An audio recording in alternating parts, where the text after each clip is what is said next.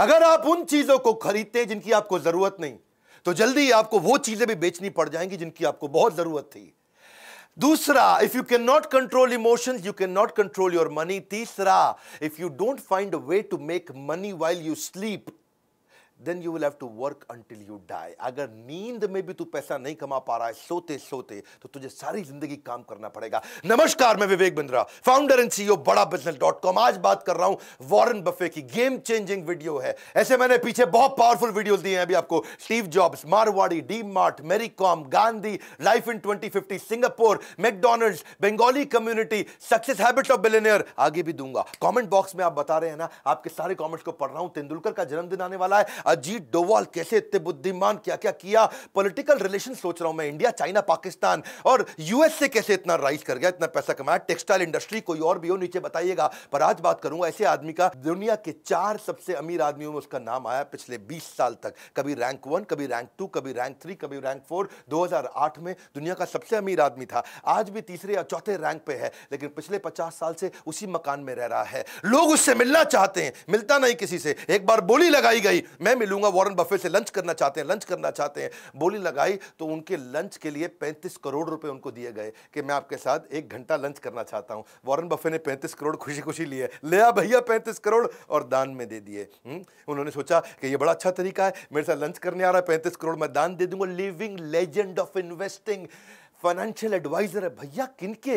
दुनिया के बड़े बड़े प्रेसिडेंट्स और दुनिया के बड़े बड़े बिजनेस टाइकून्स के financial advisor. His words are not words, they are world to the world.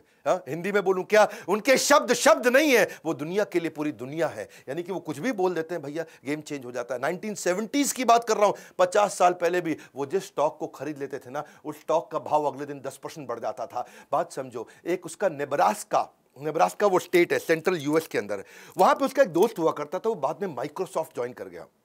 कहानी बता रहा हूं, गेम चेंजिंग। माइक्रोसॉफ्ट ज्वाइन कर गया, माइक्रोसॉफ्ट में सीनियर लीडरशिप में था।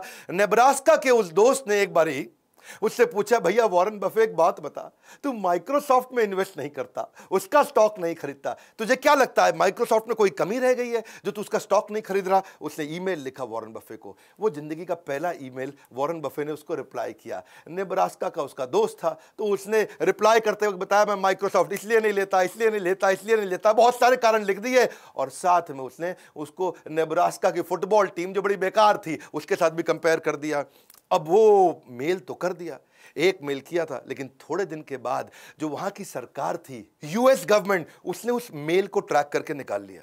उन्होंने उस मेल को, प्राइवेट मेल को पढ़ा, और वो उनको लगा कि ओहो, इससे तो हमें माइक्रोसॉफ्ट के बारे में बहुत कुछ समझ में आ रहा है, वॉरेन बफे ने यह बात बोली है। वो मेल जाकर के बाद में वॉल स्ट्रीट जर्नल के अखबार में छप गई। इसको बहुत बुरा लगा, मेरी प्राइवेट ईमेल पहली बार लिखी थी और सरकार ने निकाल करके अखबार में छपवा दिया। वो दिन आखिरी दिन था उसका, उसके बाद उसने कभी किसी को मेल नहीं लिखा। उसको इस बात का दुख नहीं था कि मैंने माइक्रोसॉफ्ट की निंदा करी, उसको इस बात का दुख था कि मैं नेब्रास्का नाम के स्टेट में रहता हूं, और उसमें छोटा शहर है ओमाहा, लेकिन मैंने जो है नेब्रास्का की फुटबॉल टीम की बेइज्जती करी है, ऐसा ना हो जाए मुझे यहां से घर छोड़ना पड़ जाए। बहरहाल एनुअल लेटर जरूर लिखते हैं अपने सारे शेयर होल्डर को, और जो एनुअल लेटर लिख करके भेजते हैं अपने शेयर होल्डर्स को, जो अपने इन्वेस्टर्स हैं, जब ये उनको भेजते हैं तो पूरी यूनिवर्सिटीज बैठ करके उनके एनुअल लेटर को पढ़ती है, इनकी कही हुई बात को पढ़ा जाता है। यूनिवर्सिटी सिखाती है, अरे देख भाई वॉरेन बफे ने चिट्ठी लिखी, अरे क्या लिखा होगा इसके, 63 कंपनियां हैं आज वॉरेन बफे की। मेरा वीडियो देख लेना भैया, थोड़ी देर के अंदर मैं इतनी सारी लर्निंग देने वाला हूं। 63 कंपनीज वॉरेन बफे की, हर कंपनी के सीईओ को साल में एक चिट्ठी भेजता है, ना मिलता है ना फोन पे बात करता है। वॉरेन बफे साल में एक चिट्ठी भेज दी और उसमें लिख दिया, भैया तुम्हारा ये गोल है, तुम्हारे ये केपीआई है, ये तुम्हारे की परफॉर्मेंस इंडिकेटर, और ये तुम्हारे इस साल के गोल होने चाहिए, इसको अचीव करके दिखाओ। एक चिट्ठी भेजी, बस हड़कंप मच जाता है। कोई मिलता नहीं, कुछ बात नहीं करता, मीटिंग ले, क्योंकि उनकी आदत क्या, पढ़ते रहते हैं, 10-10, 12-12 घंटे तो रोज पढ़ते हैं, कोई मीटिंग करते ही नहीं। वो हार्वर्ड बिजनेस स्कूल में पढ़ने गए थे, उनको रिजेक्ट कर दिया, उसको एडमिशन नहीं मिला वॉरेन बफे को हार्वर्ड बिजनेस स्कूल में। आज Harvard business school Warren Buffett की केस स्टडी सिखा रहा है सबको। आज बता रहा है भैया वॉरेन बफे इतना बड़ा कैसे होगा, उसको उस समय पढ़ने नहीं दिया था। आज एक बात समझ लेना, जो सबसे बड़े 100 अरबपति हैं दुनिया के, उनमें से 80% लोग खुद से अरबपति बने हैं, माँ बाप के पैसे से नहीं बने हैं। और वो बड़ी अच्छी एडवाइस भी देते हैं लोगों को, कहते हैं क्रेडिट कार्ड से दूर रहना, पैसे ने आदमी को नहीं बनाया, आदमी ने पैसे को बनाया, इसको याद रखना। और दूसरे के कहे अनुसार काम नहीं करना, अपनी बुद्धि से काम करना। बचपन में इनके खून के अंदर बिजनेस घुस गया। इनको पहले से ही पता था अमीर तो बहुत बनने वाला हूं। 6 साल की उम्र में रिसर्च करने चले गए दुकान के बाहर, अरे कौन सी कोल्ड ड्रिंक के ढक्कन ज्यादा हैं। बाहर जाके ढूंढने लगे, अरे इसका ढक्कन उसका ढक्कन, अलग अलग ढक्कन देखे उन्होंने। वहां जाकर रिसर्च में इनको समझ में आया सबसे ज्यादा कोल्ड ड्रिंक के ढक्कन बाहर कोका कोला के पड़े हैं। उससे उसने धंधा चालू कर दिया। 6 कैन कोका कोला के 25 सेंट में खरीदता था, 30 सेंट में बेचाता था, 25 सेंट में खरीदता था, 30 सेंट में बेचाता था। हर रोज 5 सेंट बचाया। 6 साल की उम्र में जब बच्चे कंचे खेल रहे हैं, ये धन से धंधा करना शुरू कर दिया। और वो जो कोका कोला पे रिसर्च किया, वहां से इसको रिसर्च की आदत पड़ी। 11 साल की उम्र में इसने पहली बार एक स्टॉक मार्केट, शेयर मार्केट में इन्वेस्टमेंट किया। इसके पिता ने इसको गाइड किया था। वहां पे सिटीज सर्विस नाम का एक स्टॉक था, जिसको उसने 38 रुपए के भाव में, $38 के भाव में खरीद लिया। अब वो हुआ क्या, वो नीचे गिर गया। नीचे गिरा, इसको बचे टेंशन हो गई, अरे नीचे गिर गया, नीचे गिर गया। बैठा रहा टाइट, वेट किया। जैसे ही वो $28 से वापस $40 हुआ, इसने तुरंत जाके बेच दिया। लेकिन थोड़े दिन के बाद वो $200 का हो गया शेयर। इसको लगा यार मैं तो $2 कमाए थे, ये तो $200 का हो गया, बहुत कमा सकता था। बड़ा परेशान हुआ उस समय। लेकिन उसको सीखने को मिला कि भैया ऐसा है, मेरी बात समझो कि जिस चीज़ को टाइम लगता है, अगर कंपनी अच्छी है, उसको ग्रो करने में टाइम लगता है तो लगेगा। मैंने जल्दी कर दी। हाँ, ऐसा नहीं है कि एक औरत और एक पुरुष जब ये दोनों मिलते हैं तो 9 महीने में बच्चा पैदा करते हैं, तो 9 पुरुष लगा दो तो 1 महीने में बच्चा पैदा तो हो नहीं जाएगा। या 9 महिलाओं को जोड़ लो इकट्ठे तो भी 1 महीने में बच्चा पैदा नहीं होगा, 9 महीने लगता है। तो मैंने वेट नहीं किया, इसीलिए मैं हारा। ये एक्सपीरियंस उसको लॉन्ग टर्म वैल्यू इन्वेस्टिंग के बारे में समझ में आया। बाकी सारे बच्चे बेसबॉल खेल रहे थे और ये बाइंग स्टॉक्स खेल रहे थे। 16 साल की उम्र में $53,000 कमा चुके थे। कभी कलेक्टर स्टैंप बेचते थे, कभी गाड़ी साफ करते थे, कभी पुरानी गोल्फ की बॉल लेके उसको रिफर्बिश करते थे, कभी जाकर के वॉशिंगटन पोस्ट जो उनका सबसे फेमस अखबार था वहां का उसको बेचते थे। $175 कमाया करते थे रेगुलरली। अपने उस समय के टीचर से ज्यादा कमाते थे। 17 साल की उम्र में पिता ने वॉटन भेज दिया, जा भैया वॉटन में पढ़ के, सबसे बढ़िया बिजनेस कॉलेज। वॉटन गए, थोड़े दिन एडमिशन लिया, पढ़ना शुरू किए। टीचर वहां पढ़ा रहे, छोड़ के आ गए। माँ बाप को बोले, अरे इस टीचर से ज्यादा तो मैं जानता हूं, पढ़ने में बहुत तेज थे ना ये। जो टीचर सिखाता था उसे 4 कदम आगे रहते थे, जितना टीचर कमाता था उससे ज्यादा पहले ही कमा लेते थे। 17 साल की उम्र में इसने क्या किया, एक दिन बाल कटाने गया नाई की दुकान पे। भैया बोला बढ़िया बढ़िया बाल काट दो, लेकिन नाई बोला यार मैं वेट कर भैया, अभी 3 आदमी बैठे हैं। इसको समझ में आया लोगों को वेट करना पड़ता है। इसने का नया बिजनेस आइडिया, 17 साल की उम्र में एक पिन बॉल गेम का बढ़िया बिजनेस आइडिया कर दिया इन्होंने। पिन बॉल गेम कैसा होता है, ये समझो जैसे इंडियन कंचे होते हैं ना, उसका पॉलिश्ड वर्जन। हाँ, वहां पे टेबल लगा दी, उसमें कंचा छेद में फेंकना रहता है, तो वो निकल पिन बॉल मशीन बोलते हैं उसको। इन्होंने $25 की मशीन ली, जाके नाई को समझाया कि मेरी बात समझ भाई, तेरा इसके अंदर कोई रिस्क नहीं है, नो रिस्क प्रेपोजिशन। पैसा मेरा है, लगेगा, लोग आएंगे खेलेंगे और उनको मजा आएगा, तेरे पास ज्यादा लोग आएंगे, वेट करते वक्त वो खेलते रहेंगे। अच्छा, लोगों को अच्छा लगने लगा। हाँ, उसमें क्या सिस्टम था कि भाई 5 सेंट डालो और 20 बॉल मिलेंगी, आराम से खेलते रहो। नाई भी फ्री हो गया, बोला नहीं नहीं अभी तो किसी और के बाल काट ले, अभी तो मेरे कंचे चल रहे हैं भैया। वॉरेन बफे ने कहा कि नाई तेरे को पैसे नहीं लगाने। उससे क्या हुआ, जितने लोग थे उसी के यहाँ करके बाल कटाने आते थे। भैया इसी के बाल कटा लो, है क्योंकि यहाँ तो गेम खेलने को मिल जाएगा, वेटिंग नहीं करना पड़ता, बाकी जगह वेट करना पड़ता था। नाई को मजा आने लगा। धीरे धीरे इसने वॉशिंगटन डीसी में सारे के सारे सैलून के अंदर अपनी वो गेम इंस्टॉल करनी शुरू कर दी। $25 से बिजनेस चालू किया, रोज पैसा कमाया, रोज पैसा कमाया, और आने वाले समय में 1 साल के अंदर $1000 में बिजनेस को बेच दिया। $25 से $1000। उसके बाद इसको एक दादाजी की कहानी सुनाता हूं। इसके दादाजी ने भी इसको एक बार एक काम पे लगाया था कि आज अपने दोस्त को लेकर के सामान उठाने का, राशन की दुकान थी दादाजी की, इधर से उठा उधर रख, उधर से उठा इधर रख, तेरे को पैसे दे दूंगा। इसने कहा ठीक है दादाजी। हाँ, काम मिल गया। एक और काम में तेज था, बहुत मेहनत करके उठाया, हाथ सूज गए, थक गए, हाथ जम गए, बुरा हाल हो गया। इतना उठाया, इतना रखा, दादा ने 90 सेंट दे दिए, आधे आधे बांट लो। बोला $1 नहीं मिला, 90 सेंट। बहुत गुस्सा आया। इसने सोचा यार दादा बहुत तेज निकला, सही खेल गया यार, है पहले कोई कॉन्ट्रैक्ट नहीं बनाया और बाद में 90 सेंट दे दिया, ये कोई पैसा होता है।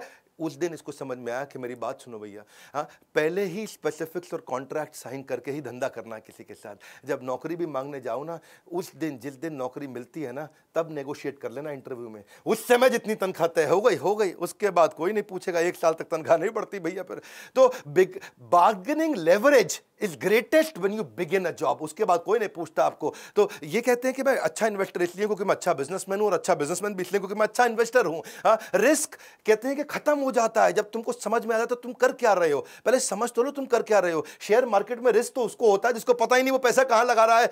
ये जीनियस नहीं है, केवल इतने जीनियस नहीं, जीनियस तो है ही, जनरस भी बहुत है। जनरस इतने हैं, कहते हैं कि भाई मेरी कमाई का 1% से ज्यादा मैं अपने ऊपर खर्च करूंगा, ऐसा कुछ होने नहीं वाला। नहीं, मैंने खाना वही $3 का ब्रेकफास्ट है जी, लेकिन वो 99% दूसरों को दे दिया, उनकी जिंदगी बदल जाएगी। ये अपनी जिंदगी में $3 से ऊपर का ब्रेकफास्ट नहीं किया इन्होंने, और अपनी सारी की सारी चैरिटी लोगों को कमिट कर दी। $37 बिलियन ऑलरेडी दे चुके हैं। कोविड की जो आज वैक्सीनेशन आई है उसमें वॉरेन बफे का बहुत बड़ा कंट्रीब्यूशन, उन्होंने बहुत डोनेशन किया है। ये अपने बच्चों को पूरा पैसा देने में बिलीव नहीं करते। ये कहते हैं कि भाई बच्चों को इंडिपेंडेंट और कॉन्फिडेंट बनाओ, वो खुद ही कमा लेंगे। मैं अपने बच्चों को इतना तो देना चाहता हूं कि उनको लगे कि वो कुछ भी कर सकते हैं, लेकिन इतना नहीं देना चाहता कि उनको लगे कि अब कुछ करने की जरूरत ही नहीं है। हाँ, इनको हाईएस्ट सिविलियन अवार्ड भी, जैसे अपने भारत रत्न रहता है, वहां प्रेसिडेंशियल मेडल ऑफ फ्रीडम होता है भारत रत्न की तरह यूएस के अंदर, वो उनको बराक ओबामा ने दिया था। बराक ओबामा क्या बोलते हैं, भैया आप मेरी इंस्पिरेशन हो, और न केवल आप सबसे अमीर हो बल्कि आप सबसे एडमायर्ड और रिस्पेक्टेड भी हो। ये थोड़े लॉयल भी रहते हैं। एक और क्वालिटी बताऊं उनके कपड़ों के मामले में, कपड़े वही पहनते हैं जो एक बार पहन लिए। वैसे चाइना गए थे एक दफा, ये चाइना में वहां एक होटल में रुके हुए, और वहां पे ना एक मैडम ली हुआ करती थी, लोकल दर्जी थी, एक मशीन के साथ में घर में बैठ करके, आसपास किसान की बेटी थी, तब पैसे वाली नहीं थी। तो वो उसने देख लिया वॉरेन बफे को उसी होटल में जाते हुए, और वॉरेन बफे उसके लिए इंस्पिरेशन थे। किसी तरह से होटल के रिसेप्शन से फोन करा के अपने 2 आदमियों से उसने अपॉइंटमेंट ले लिया। वो 2 आदमी घंटी बजा के रूम में घुसे, जाते ही उसका नाप लेने लगे। ला भैया शर्ट का नाप दिखाओ, कोट का नाप दिखाओ, गर्दन देखो, चेस्ट देखो, हैं जी, पेट देखो कितना है। जितनी देर में वॉरेन बफे को समझ में आता, वो कहते हैं सूट का कलर सेलेक्ट कर लो जी। सेलेक्ट कर लिया। उसने कहा पैसे बताओ, इतने में लड़के चले गए। अगले दिन सुबह क्या जबरदस्त स्मार्ट सूट, एकदम बढ़िया स्टिचिंग का, पहुंच गया वॉरेन बफे के पास, और उससे पैसा भी नहीं लिया, उसको गिफ्ट कर दिया, क्योंकि वो मैडम ली जो थी वो उसकी बड़ी फैन हुआ करती थी। तो इसने कहा कि भाई सूट बड़ा अच्छा है, ऐसा करो मेरे को 2 सूट और बना दो। मैडम ली ने 20 सूट उसको 3 दिन के बाद फिर से भेज दिए, और 20 के 20 सूट का 1 रुपया नहीं लिया। वॉरेन बफे बड़ा हैरान हो गया, बोला यार तुम पैसा नहीं ले रहे हो मुझसे। हाँ, लेकिन वॉरेन बफे ने उसको प्रमोट बहुत किया, इतना प्रमोट किया कि उनके दोस्त बिल गेट्स, उसके भी कपड़े आज मैडम ली बनाती हैं, और दुनिया भर के लोग कपड़े बनाती हैं। बर्कशायर हैथवे की जो एनुअल जनरल मीटिंग है वहाँ पे भी उनको इन्वाइट किया और बड़ा उनको धन्यवाद किया। और अब वो दिन है और आज का दिन है, वही 20 सूट है उनके पास। वो पिछले 20 साल से वही 20 सूट अलग अलग दिन बदल के पहनते हैं। ये ऐसे आदमी हैं, अपनी आदतों के साथ लॉयल है, एक जैसा ही ब्रेकफास्ट खाते हैं, वही गाड़ी चलाते हैं, 50 साल से उसी घर में रहते हैं, वही 20 सूट पहनते हैं। यहां तक कि फोन भी उनके पास सैमसंग का वही फ्लिप वाला पुराना है। एप्पल में इनके काफी शेयर हैं, ये एप्पल के 5%, 5.5% के मालिक हैं। तो टिम कुक एप्पल का सीईओ, वो कहता है भैया मैं आता हूं तुम्हारे पास, तुम यार कम से कम हमारी कंपनी के मालिक को एप्पल का फोन यूज करो। उनको एप्पल का फोन iPhone 11 रिसेंटली दिया उनको, ये लो भैया iPhone 11, इसको इस्तेमाल करो। वॉरेन बफे बोला ठीक है जी। उसमें उसने नया सिम डाल दिया, वो वाला चेंज नहीं किया, सैमसंग चल रहा है, वो नया सिम डाल दिया। टिम को कहता मैं सिखा दूंगा तुम्हें कैसे यूज करना है। बोला कोई जरूरत ही नहीं है, ये खाली फोन रिसीव करने के लिए रख लिया मैंने, इससे फोन कर लूंगा, रिसीव कर लूंगा, मैंने सीखना कुछ नहीं, इंटरनेट तो मैं वैसे नहीं चलाता। उसी तरीके से चलते हैं। लॉयल्टी कहते हैं कि एक्सपेंसिव गिफ्ट है, मैं जिसके साथ लॉयल हो जाता हूं उसका हो जाता हूं। Do not expect it from cheap people. 91 के हो जाएंगे अभी अगस्त में, लेकिन एनर्जी ऐसी है उनके अंदर, है जी, बच्चों की तरह बातचीत करते, इतना एक्साइटेड रहते हैं हर समय। और किसी ने उनसे पूछा भैया आप इतने एनर्जेटिक कैसे रहते हो, बर्गर भी खाते हो, आइसक्रीम भी खाते हो, 91 की उम्र में, 91 रनिंग चल रहा है। बिल गेट्स तो कहते हैं इनके पास 30 साल की उम्र के लड़के की शार्पनेस है, 10 साल के लड़के की उम्र की मुस्कुराहट, ऐसा मिस्चीवियस स्माइल है, और 6 साल के बच्चे की खाने पीने की आदतें हैं। हाँ, ये क्या कहते हैं, 6 साल के बच्चे का डेथ रेट सबसे कम है, तो उसी की तरह खाओ, मजे मारो, कोई दिक्कत नहीं, मेंटली एकदम फिट, और रोज आधा घंटा वर्कआउट पक्का करना है इनको। बिल गेट्स के साथ बड़ी दोस्ती हो गई इनकी। वो उसकी तो बड़ी जबरदस्त कहानी है। बिल गेट्स की जो माँ थी ना, मैरी गेट्स ने अपने घर पे एक इवेंट रखा था, उस घर में किसी को बुलाया, तो उसने फोन पे बोल दिया मेरा दोस्त है वॉरेन बफे, उसको लेके आ रहा हूं। मैरी ने बोला ठीक है ले आओ, कोई बात नहीं। अच्छा, दोस्त लगा हुआ था वॉरेन बफे को समझाने में, तुझे बिल गेट्स से मिलवाऊंगा। वो बोला यार बिल गेट्स IT का आदमी, इससे कौन बात करेगा। अच्छा, मां लगी हुई इधर, तुझे वॉरेन बफे से मिलवाऊंगी। वो कह रहा है यार ये तो खाली पी रेशियो डिस्कस करेगा, फाइनेंशियल स्टेटमेंट डिस्कस करेगा, मैं IT का हूं, हमारी बनेगी नहीं, ये दोनों एकदम अलग आदमी है।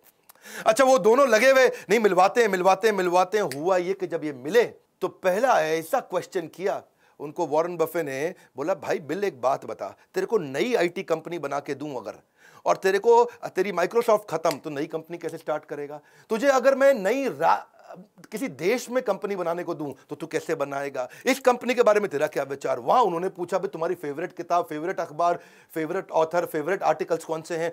इतना मजा आया, आधे घंटे की मीटिंग थी, 10 घंटे चलती रही। एक दूसरे के साथ उन्होंने खूब बात करी, अलग अलग क्वेश्चंस किए, खूब डिस्कशंस हुए। उसके बाद तो फिर ये ताश के दोस्त भी हो गए, शॉपिंग के दोस्त भी हो गए, रेस्टोरेंट में खाना खाने के दोस्त भी हो गए। इनफैक्ट बिल गेट्स के मोबाइल में केवल 2 ही स्पीड डायल के नंबर, एक मेलिंडा गेट उसकी वाइफ का और एक वॉरेन बफे का। ऐसा एक दिन नहीं गया आज तक जब तक इन दोनों ने बात नहीं करी। ये भी बड़ा इंपॉर्टेंट है, किसके साथ उठते बैठते हो। ये कहते हैं कि वॉरेन बफे ने मुझको 2 चीजों में बड़ी हेल्प करी। पहली चीज क्या है कि लाइफ टाइम लर्निंग, और दूसरी है लाइफ टाइम लाफिंग। बोला इससे ज्यादा मैं दुनिया में कभी नहीं कर सकता था। कहते हैं कि pickup your associate whose behavior is better than you, and then that will give you a drift in your direction of life. Tell me who your heroes are. तेरा हीरो कौन है? दोस्त तुझसे भी पूछ रहा हूं, तेरा हीरो कौन है? And I'll tell you who you'll turn out to become. तू बनेगा किसके जैसा आज ही पता चल जाएगा। वॉरेन बफे के ना गुरु भी थे जिनसे ये बड़ा सीखा करते थे, बेंजामिन ग्राहम। बेंजामिन ग्राहम जो थे कोलंबिया के प्रोफेसर थे। ये इन्होंने वॉर्टन छोड़ के कोलंबिया ज्वाइन किया क्योंकि बेंजामिन ग्राहम की इन्वेस्टमेंट को लेकर बड़ी मास्टरी थी। बेंजामिन ग्राहम एक बड़े स्ट्रिक्ट टीचर भी हुआ करते थे जो इन्वेस्टमेंट के बारे में, शेयर मार्केट के बारे में सिखाते थे। और बफे केवल एकमात्र ऐसे स्टूडेंट थे जिसको A+ रेटिंग। बेंजामिन ग्राहम की सारी क्लास को बहुत ध्यान से अटेंड करते थे। ऐसे एकलव्य शिष्य दूर से सीखते थे। बाद में बेंजामिन ग्राहम के घर गए, उनको बोले मैं आपके लिए नौकरी करना चाहता हूं। तो बेंजामिन ग्राहम ने बोला नहीं नहीं, तुमको नहीं रखूंगा, तुम बहुत जीनियस हो, तुमको नहीं रख। मैं ऐसे लड़कों को रखता हूं, ज्यूइश लड़कों को रखता हूं जिनको कोई नौकरी नहीं देता, ताकि मेरे साथ टिक के काम कर सके। बोला मैं टिक के काम करूंगा, नहीं ना, बाहर बाहर, तेरे को नहीं रखूंगा। ठीक है फ्री में रख लो, फ्री में नौकरी करो ना, बोल दिया ना बाहर, तेरे को तो बिल्कुल नहीं रखूंगा। बेंजामिन ग्राहम इनके गुरु, उन्होंने इनको रखा नहीं। बड़ा परेशान हुए। वॉरेन बफे पीछे पड़े रहे। कुछ समय के बाद एक ऐसा समय आया कि बेंजामिन ग्राहम मान गए, बोले चल ठीक है आ जा। और ये वहां से फिर न्यूयॉर्क शिफ्ट हुए। वहां आए, न्यूयॉर्क में आकर के बेंजामिन ग्राहम के साथ में काम करने लगे। सारे स्टैंडर्ड एंड पुअर्स की रिपोर्ट पढ़ना, S&P की रिपोर्ट्स पढ़ना, इन्वेस्टमेंट अपॉर्चुनिटी ढूंढना, P&L को समझना, कैश फ्लो स्टेटमेंट को समझना। जब जिस समय यंग लड़के प्ले बॉय मैगजीन है जी, जहां पे आप देखते हैं कई देवियों के चित्र होते हैं अलग अलग प्रकार के, जिसमें वो कम कपड़े पहन के रखती है, उनके चित्र देखते थे। ये उस समय बैलेंस शीट देखा करते थे। ऐसे भयंकर फोकस्ड आदमी थे। बेंजामिन ग्राहम और वॉरेन बफे की जोड़ी ने कमाल कर दिया। वॉरेन बफे खूब सीख रहे थे, लेकिन फिर एक ऐसा समय आया कि वॉरेन बफे और बेंजामिन ग्राहम की थ्योरीज में फर्क आ गया। बड़ा फर्क था। बेंजामिन ग्राहम क्या कहते हैं कि भाई ये खाली बैलेंस शीट और इनकम स्टेटमेंट देखो, कंपनी का कैश फ्लो स्टेटमेंट देखो, बहुत है, इससे समझ में आ जाए कंपनी चल रही है कि नहीं चल रही, चलेगी कि नहीं चलेगी। ये बोले नहीं नहीं, वो क्वांटिटेटिव है, वो नंबर है, मेरे को मैन पावर भी देखनी है, मुझे लीडरशिप भी देखनी है। वॉरेन बफे मानते थे केवल हमारे को परफॉर्मिंग बिजनेस नहीं देखना है, हमें क्वालिटी बिजनेस देखना है जो आगे तक चलेगा। आज चल रहा है मतलब ये नहीं कि आगे चलेगा। बात समझना, शेयर मार्केट के पावरफुल प्रिंसिपल देने वाला भाई वॉरेन बफे का वीडियो है।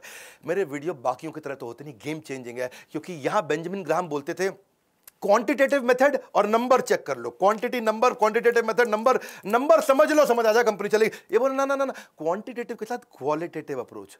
उनकी मैन पावर कैसी है, धंधा कैसा है, कंपटीशन कैसा है, लोकेशन कैसी है, कंपनी में जाओ, लीडरशिप से मिलके आओ, बिजनेस मॉडल देखो, इकोनॉमिक मोट देखो, कॉम्पिटिटिव एडवांटेज देखो। मोटा मोटा बफे कहते थे भाई कंपनी चलती कैसी है, अंदर घुसो, उसकी लीडरशिप देखो, ईमानदार है कि नहीं। ये कहते थे नहीं नहीं भैया खाली नंबर देखना है। यहां पे इनके झगड़े बढ़ने लगे। और बात वो सही है कि वॉरेन बफे आगे चल के बहुत सफल हुए। जब इनकी बनी नहीं अपने गुरु से तो छोड़ करके ओमाहा वापस आ गए। ओमाहा में आके इन्होंने मकान लिया, फिर वही आज 50 साल पुराना मकान, आज तक वहीं रहते हैं। और यही इन्वेस्टमेंट के इनके सीक्रेट है। सीखना चाहते हो अगला वीडियो में बताऊं, अभी बताऊं, अभी बता दूं तो इनके इन्वेस्टमेंट सीक्रेट पकड़ो फटाफट। इनकी वैल्यू इन्वेस्टिंग फिलॉसफीज क्या है। इनका कहना है कि फेयर कंपनी को बढ़िया सस्ते प्राइस पे लेने से अच्छा है कि किसी बढ़िया कंपनी को फेयर प्राइस पे लो। इनका मानना है भाई कंपनी में दम होना चाहिए ताकि उसके साथ चिपके रह सको, लंबा चलनी चाहिए कंपनी। तो उसकी रिसर्च करना सीख गए, उस पर इन्होंने काम किया। उसके फाइनेंशियल स्टेटमेंट तो पढ़ो, लेकिन उनकी कॉन्फ्रेंस कॉल्स को भी जाकर के सुनो, उनकी मैनेजमेंट को देखो, और फिर बाद में प्राइस आएगा। इनका कहना क्या है कि पहले ये देखो कि लॉन्ग टर्म इकोनॉमिक मोट है कि नहीं है, लॉन्ग टर्म इकोनॉमिक कैरेक्टरिस्टिक्स कैसी हैं इसकी। इकोनॉमिक मोट का मतलब जानते हो ना, एक वीडियो में बताया मैंने, क्विकली समझाता हूं। जैसे पुराने समय में राजा महाराजाओं के महल होते थे, उस महल के आसपास बड़ी खाई खोद देते थे ताकि कोई दूसरा आदमी आए और अटैक करने लगे तो खाई में गिर जाए। हाँ, ऐसे ही बड़ी बड़ी कंपनीज कुछ ना कुछ ऐसी चीज अपने पास एडवांटेज, कॉम्पिटिटिव एडवांटेज रखती हैं कि दूसरा कॉपी करने लगे तो खाई में गिर जाए, तो कोई दूसरी कंपनी मेरे को कॉपी ना कर पाए। तो ये कंपनी में ढूंढते थे कि ऐसी कोई चीज हो जो लंबे समय तक केवल इसके पास रहने वाली हो, तो उसमें इन्वेस्ट कर देंगे तो लंबे समय तक चलेंगे। तो ये, और बाद में जाके प्राइस देखते थे, कहते प्राइस पहले नहीं देखूंगा, पहले देखो कंपनी में दम है, फिर प्राइस कोशिश करेंगे कि सस्ते से सस्ता मिल जाए। कंपनी की परफॉर्मेंस को चेक करने के लिए उसका रिटर्न ऑन इक्विटी पिछले 5-10 साल का जाके देखेंगे, हिस्टोरिकल परफॉर्मेंस देखेंगे कि भाई कंसिस्टेंटली कॉम्पिटिटर के मुकाबले ये कैसा परफॉर्म कर रही है। बहुत ज्यादा महंगी कंपनी खरीदने में बिलीव नहीं करते रहे, लेकिन एक्सीलेंट कंपनी, वो उनका पहला रूल था। कंपनी जो फंडामेंटली चीपर हो अपनी वर्थ से। और उसके बाद क्या है, ये कहते हैं कि भाई गैम्बलिंग तो हमें करनी नहीं है, क्योंकि गैम्बलिंग से लॉस होएगा ही होएगा। इन्फॉर्म्ड रहो अपने डिसीजन में, सीखो, अपना होमवर्क करके चलो। कंपनी पे कर्जा तो नहीं है कहीं, कर्जे को जरूर चेक करते हैं। हाँ, क्योंकि ये कहते हैं कि अगर कोई आदमी बुद्धिमान ना, स्मार्ट है, तो बिना कर्जा लिए भी बिजनेस कर जाएगा। ये प्रिंसिपल मैंने भी बड़ा बिजनेस में सीखा। आज तक हमने 1 रुपए का कर्जा नहीं लिया, और हमारी ऑर्गेनाइजेशन की वैल्यूएशन और रेवेन्यूज कंटिन्यूसली ग्रो किए, क्योंकि फंडामेंटल्स बहुत मजबूत रखे हमने बड़ा बिजनेस के अंदर। इसीलिए आज हमारे IBCs भी बहुत ग्रो कर रहे हैं, और यही मैं सारे अपने ट्रेनिंग प्रोग्राम्स में भी सिखाता हूं, हमारे एवरीथिंग अबाउट एंटरप्रेन्योरशिप। इसकी बात बाद में करेंगे। ये कंपनी के प्रॉफिट मार्जिन को देखते हैं। 2 बातें हैं, एक, अच्छा प्रॉफिट मार्जिन है, इसका मतलब कंपनी बढ़िया है। लेकिन दूसरा, अगर प्रॉफिट मार्जिन हर साल बढ़ रहा है, इसका मतलब कंपनी के ऑपरेशंस और खर्चों पे बड़ा कंट्रोल भी रखा हुआ है। ये कहते हैं कि लॉन्ग टर्म अपॉर्चुनिटी वाली ऐसी कंपनी ले लो जिसके साथ टिके रहो, 20% कम से कम ग्रोथ देनी चाहिए स्टेबल तरीके से। फाइनेंशियल स्टेटमेंट उसकी देखो, एनालाइज करो, उसके सारे के सारे करंट और पास्ट परफॉर्मेंस को पहले पूरा झांक लो। If you don't feel comfortable in making the rough estimate कि कितना कमा के देगी, तो उसको खरीदना भी मत। इनकी आदत भी ऐसी है कि डीप डाइव करेंगे उसकी वैल्यूएशन में। तभी तो रोज 10 से 12 घंटे पढ़ते हैं, 500-500 पेज रोज पढ़ते हैं। वॉरेन बफे तो मैंने सक्सेस हैबिट्स ऑफ बिलियनियर की वीडियो में बताया था, वॉरेन बफे से ज्यादा लर्निंग किसी ने नहीं किया। पूरी दुनिया इनको अपना गुरु मानती है इस मामले में कि ये सीख सीख के आगे बढ़े, क्योंकि और कोई तरीका नहीं था। ये कहते हैं कि अगर बिजनेस अच्छा रहेगा ना, तो स्टॉक अपने आप चलेगा, उसका प्राइस अपने आप बढ़ता चला जाएगा।